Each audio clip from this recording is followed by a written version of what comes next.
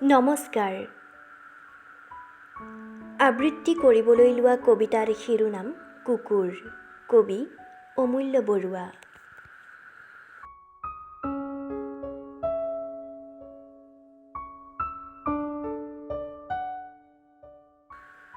কুকুৰ। সৌদল কুকুৰ প্ৰত্যেকটো ৰাস্তাৰ আৱৰ্জনাৰ দমবিলাকৰ কাষে কাষে সিহঁতৰ প্ৰত্যেকৰে মুখে মুখে ৰস নাইকিয়া শুকান একোডোখৰ জাতি বৰ্ণ বিচাৰ নোহোৱা হাড়, নাইবা কোনোটোৰ মুখত ফুটা জোতাৰ একোটুকুৰা লেকেটা চামৰা।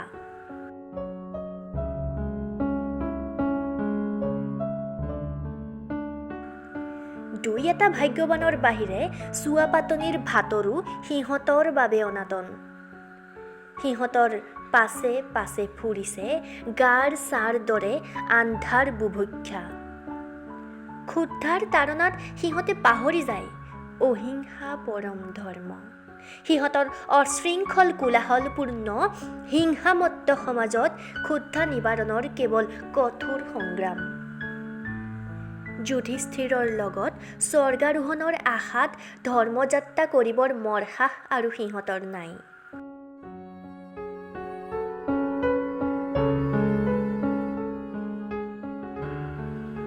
ক্ষুদ্ধাৰ তাৰণা লোভৰ লেলাৱতী আৰু চোকা দাঁতৰ কুটকুটনিত নিৰহ হাড় আৰু লেকেটা চামৰাও হয় সিহঁতৰ বাবে সৰহ আৰু প্ৰটিনৰ দৰে কোমল।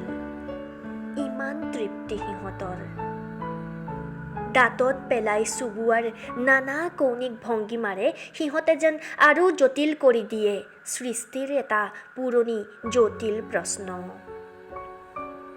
আমি কেৱল খাবৰ বাবে জীয়াই আছোঁ নে জীয়াই থাকিবৰ বাবে খাই আছোঁ?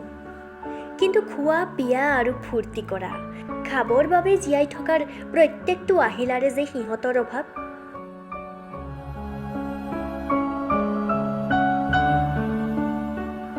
জীৱৰ বাবে খাবলৈ খাদ্যৰ নামতো সিহঁতে পায় মহামাৰীৰ বীজ। এনেকৈ সিহঁতে মৃত্যুক নিজে মাতি মৰিব।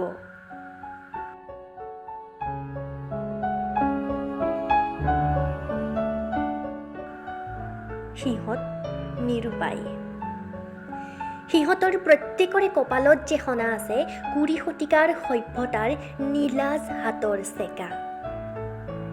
আন্ধাৰ নিশাৰ প্ৰভুৰ ঐশ্বৰ্য চন্দুক বিশ্বাসী পোহৰি, পোহৰত দুৰ্বল নিষ্পেষিত ঘৃণিত প্ৰভুভক্ত ঢেকুৰা, সকলোৱে সিহঁতক উপলুঙা কৰে।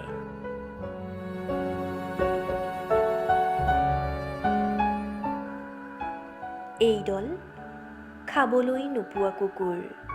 ইহঁত নিম্ন বংশজাত। কিন্তু আৰু এদল আছে, সেইদল কুকুৰে খাবলৈ পায়। সিহঁত উচ্চ বংশজাত।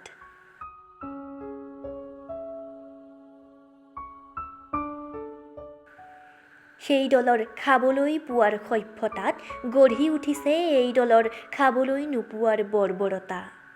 দুয়ো দলৰ নাম কুকুৰ।